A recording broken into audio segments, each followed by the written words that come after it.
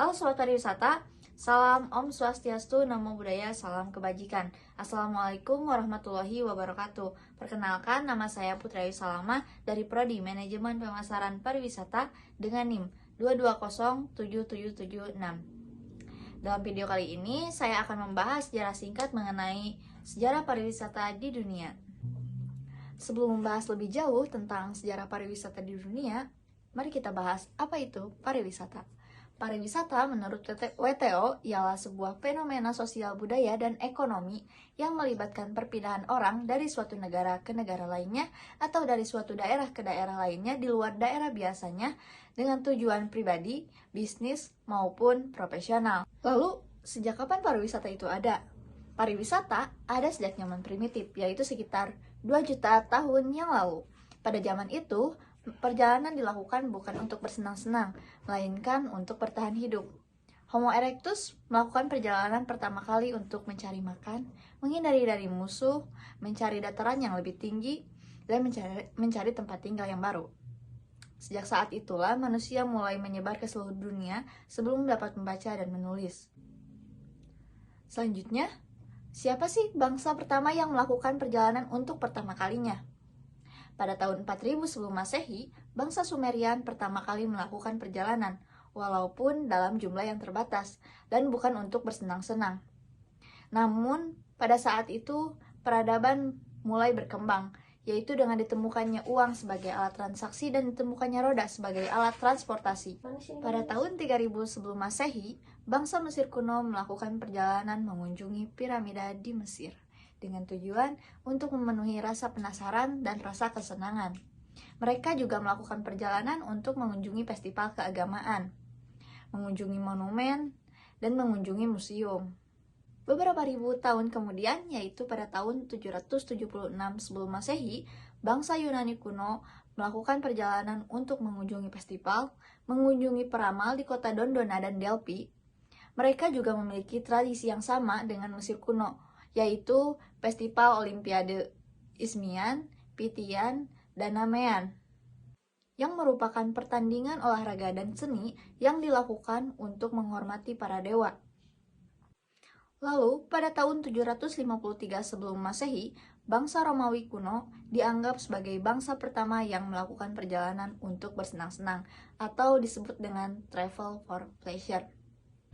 Pada zaman ini, jalan dibuat lebih baik, begitu juga dengan penginapan yang bertambah banyak. Orang Romawi juga melakukan perjalanan untuk mengunjungi kolam sumber air panas, dan juga Olimpiade di Yunani. Runtuhnya Kekaisaran Romawi pada abad keempat dan kelima membawa bencana besar bagi pariwisata di Eropa. Hanya orang-orang pemberani yang melakukan perjalanan pada saat itu, karena jalanan tidak lagi aman, banyak penjahat yang berkeliaran. Eropa masuk ke dalam masa Dark Age, dan pada saat itu, perjalanan dilakukan tidak lagi untuk bersenang-senang. Lalu, siapa orang pertama yang dianggap sebagai traveler?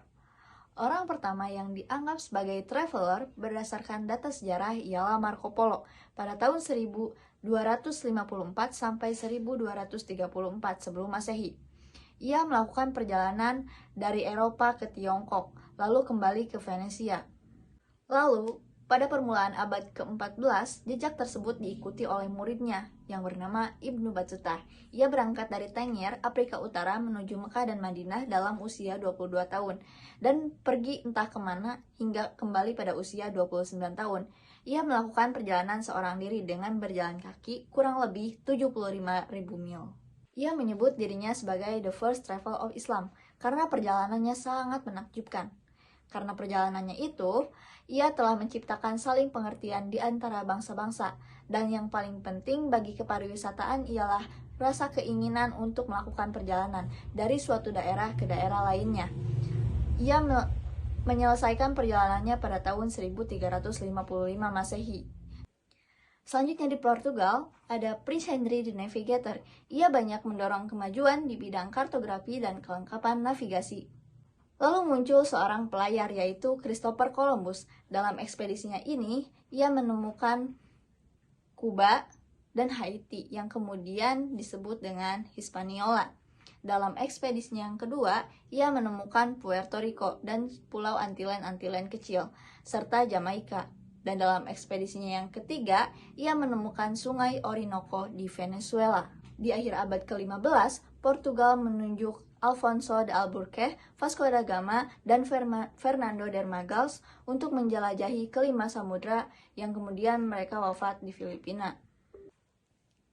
Lalu, setengah abad kemudian, Kapten James Cook, bangsa Inggris, mengelilingi dunia, menjelajahi Islandia Baru, Hebrida Baru, dan Australia bagian timur.